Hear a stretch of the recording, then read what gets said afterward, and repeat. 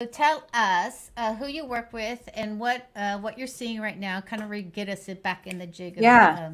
in that. I know. I gave you like a 10-seconder because I didn't want to hold. I was so excited for the Yeah, no. panel talk. I'm like, we'll talk about me later, right?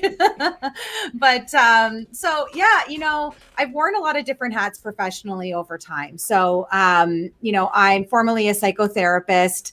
I also, for a number of years, worked for a personal and professional development company called Landmark Worldwide. I used to manage some key departments in there and led programs, and also have quite a bit of professional experience in intuitive healing as well. So it's been been a little all over the place, and thematically, I've done a lot of work with people on their sense of self, their happiness, their connection with themselves, their professional goals, dreams, and aspirations, and their love lives. And I think that's, Amy, how you and I had felt, sort of connected with each other initially, because I spent a number of years solely focused on helping women who wanted to have their next relationship be one from a place of empowerment, a healthy, lasting relationship, and like find their person. And these were women who knew better than to think it was about where do I find the right guy, or, like what's the magic app? Because it's not about that. I mean, the answer to the question of where are all the good ones is everywhere. They're everywhere, right?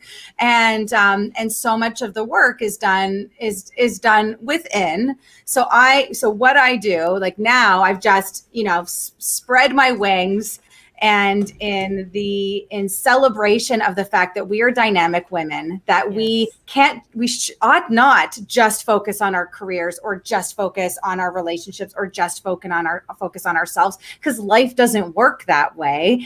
Life is more whole. So I support people in their personal and professional goals through mindset, intuition, and follow through. Right. So that's in a nutshell what I do. Yeah, and it takes on the whole. That's a circle, which women are circles. That's We're right. not linear. Not at all. No matter how hard we try to be, No matter how sometimes, hard. right? Can you speak about that? Like Yeah.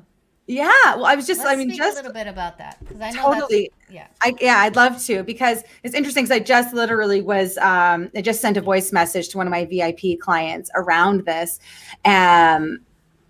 Because she's looking for, I have this thing about being controlling, and I want to be less controlling. But now I'm wondering, should I even be trying to change that? Can I even change that about myself? And, my response to that is very much what we're talking about. Trying to control the fact that you're controlling is just more control. Right? Yes. There is an ebb and flow to who we are and the life around us. I think especially as women, for sure. But really, if we just look at life force in general, there is ebb and flow. Sometimes we go backwards in order to go forwards. How often do we look back and go, oh my gosh, like now I can see how things have led me exactly to where I am. It's all happening just as it should be.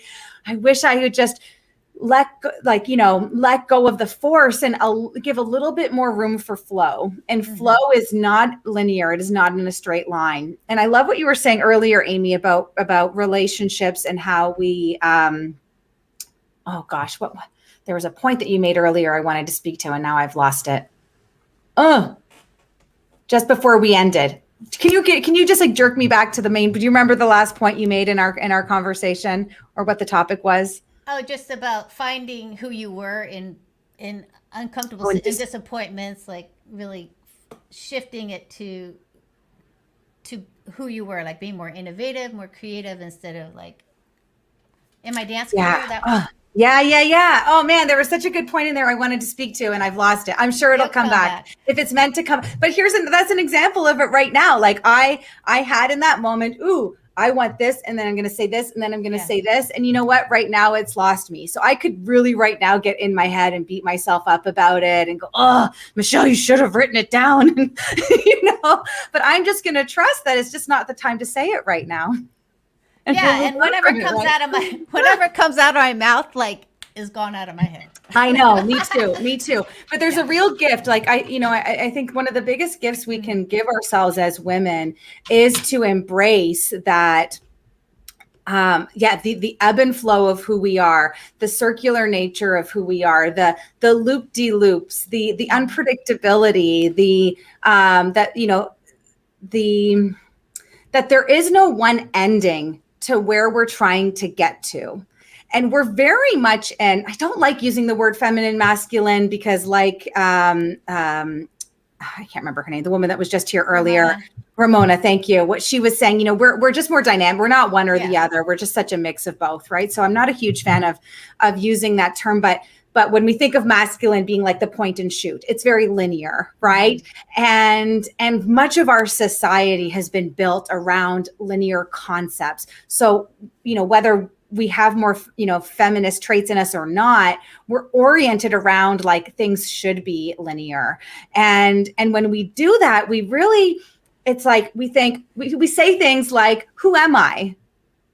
How can one answer that? Who am I? Or what's my purpose? Or what should I do? Or what, like we create these endpoints. I want to be married, or I want to be a successful entrepreneur. And then we create these little snapshots of like what that result is. and life just, if we can just allow for much, much more, we can enjoy like where we are now, knowing the complexities of where we've been and the complexities of where we're going. And it just becomes a much more enriched experience of life. And in my experience and the people that I work with. Yeah. And I agree with that. Like it's so interesting because where you are now in the present moment, let's say right now you are in a feeling of being closed down emotionally, physically, whatever it is. You're not going to really be able to you can't really move from that space. It's until you have to loosen up. Well, and that will come from like this idea that everything's wrong. So when we're shut down, we are resisting something, but usually we're like so in that resistance. And when we resist reality, we can't move. It's like being upset that the sky is blue, but we think it should be green. And so how do you move on from a day if you really are focused on that the sky should be green and I just can't do what I want to do? I can't get out of bed, or I can't, meet new people, or I can't, put myself out there until the sky is green. When we just go, you know what? Yes, I wish the sky was green. It turns out it's blue. It's blue.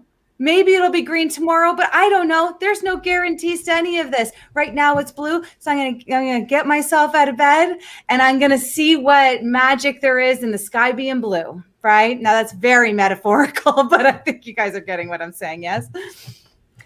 So I have a question here because I think it'd be a good, it's more about how she's asking how to motivate myself to start my own business. So that could be for any start, like, how do you motivate to start? Yeah.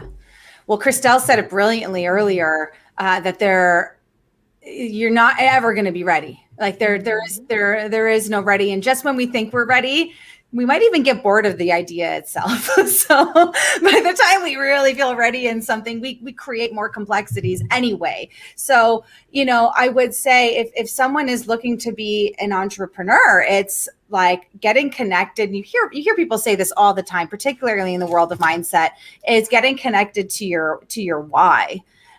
Because if it's, and no, there's so many places I could answer this question from Amy. But, I think initially, kind of like what Ramona had said, like, why do you want to be married? It's like, get honest with yourself about why you want to be an entrepreneur and make sure that it's in alignment and get your information. Some people want to be an entrepreneur because they want a lot of time and freedom. And, a lot of entrepreneurs know that that's not necessary with the success, and that is possible for sure, but it's probably not going to happen right off the bat, right? It's not like all of a sudden I have an abundance of success with an abundance of time and an abundance of freedom, right? And so looking at that, like looking to see, okay, now that's okay if that's your end game. If that's your end game, awesome. Get to know a little bit about the journey so that you can set yourself up for success in managing the obstacles that will likely come up along the way. And I would say, get yourself inside of a community of people that are either going through that same struggle or have been through it. Get yourself hooked up with some kind of a mentor that has done something similar to what you've wanted to do, so that they can light the way for you. It's still, it doesn't take away the struggles, but it like helps you're on the right track and gives you that emotional support. Yeah, so I want to speak into something because there's there's a couple ideas of thought, like, and some people like more, like for me, I'm like, this is hard. Like, being an entrepreneur is hard, right? Yeah. And then some people say, don't say it's hard. Right. What you're gonna do is you're gonna say, I'm like, I don't even know what they say. Yeah. But for me, when I'm like, this is hard, this is not for the lighthearted, right? Yeah. I feel more empowered and like, then I expect the bumps and the bruises. So what's your thought on that? I'm just wondering, because some people don't like to say something's, It depends on what you make hard mean. Right. So if you are, I can't do this because it's hard. Mm-hmm. Right. And focusing on, if you're focusing from what you can't do, then saying this is hard can be completely dismantling. Your energy is going towards the sky being blue, right? As opposed to like the hard things there are to do. But if you are, this is hard and I can do hard things, or this is hard and, I took this job once where I had zero experience with finances, but it was actually the first role I ever did at that company, Landmark. So I was infused in the world of personal and professional development. And the first job that I did there was managing their entire Toronto, which is a very big city, a very big center, their entire finance department. And my brain would freeze when it came to numbers and charts. Like, I don't know how I got that job. They just really believed in me. They were like, Michelle, we know you. You are going to like work through whatever you need to work through. Like, right. You can do this. You just don't know how to do this. And that was, I don't know. Like, honestly, it was an example of things happening for me, not to me, because I never would have picked that job for myself, but it was my way into that world. Mm-hmm. Professionally. And it was one of the most powerful personal development exercises and mindset exercises that I could do. And I was trying to do it at the pace that I expected of myself and that I thought other people expected me. And my brain wasn't working that way. It was what I would say too hard for me. And it was too hard for me to do it at the pace that I had set for myself to learn this entire world. Like, I felt like I'd been dropped in a jungle and a planet that I'd never been to. I didn't know the language. I didn't know any of it. Right. And I cried a lot. I made a huge shift when I actually decided to, for anyone who's a teacher, scaffold it for myself, to break it down as slowly as I need to break it down for myself, to write out as many steps that I kept forgetting, as slow and simple as I could make it for myself, to then understand, like piece by piece by piece, put together this new land that I was in until things started clicking and I started building like a new muscle, a new part of my brain. Same thing when I started an online business. I mean, I'm not a technology person. Now I'm like pretty badass at all the technology that's involved in this, right? But like starting out, honestly, I'm the last person that you would ask. Literally, someone earlier today is messaging me, but like, can you talk to me about the systems that you use and like what your advice is? I'm like, oh man, 10 years ago, I never would have thought people would be asking me about this stuff. But it was the same thing. I remember I was like, I got to figure like a funnel. Like, oh my God, how do I like all of these pieces? And it's like, how slow, how much do I need to break it down in order to like be able to just bit by bit by bit by bit. So yes, I think that acknowledging that something, you can use hard or challenging, struggling, but you can always break it down. Like nothing is actually inherently hard. It's the way we're doing it is hard, right? So if you simply slow it right down, right? Or, get someone to explain it to you 25 different ways or whatever it is, like the actions themselves, nothing about anything is actually hard, but if we find our way to fulfill it. So again, it's in how we it's in how we interpret that message and move on from there. Mm-hmm. Yeah, because I think many people get frustrated because it's not happening fast or it's not happening Yeah. with ease. And I know, like, even in the coaching business, and we see, people, oh, I just had to like manifest it, and it's like, oh my god, which they Well, yeah, might but have. manifesting takes action. It takes action and probably things that we're not very good at. Yeah. Right. And like you said, there's a lot that gets the pace, right? So we tend to, and I don't know about you guys, but for me in school, I remember this like the career class or I don't know who it was, our homeroom or whoever did it, would had us take this quiz to find out what our strengths were. And that was meant to direct what we should be doing in our lives. Mm-hmm. And I think that's fine. But the issue with that is that we're being taught to only press into the things that come easy to us. And that's not necessarily the most fulfilling, and it's quite limiting, right? It completely limits you as an entrepreneur because there's so many. I mean, it's such a dynamic. I keep using that word today. It's the theme of the day, dynamic. Anyway, but it's complex, right? So there's inevitably going to be parts that are not going to come as naturally to you. But if any of you like me were brought up in a world where you're used to the feeling of things coming easy to you because you're working your strengths, which again is not a bad thing, but if that's what you're used to, it is a rude wake-up call when you start doing something that is uncomfortable.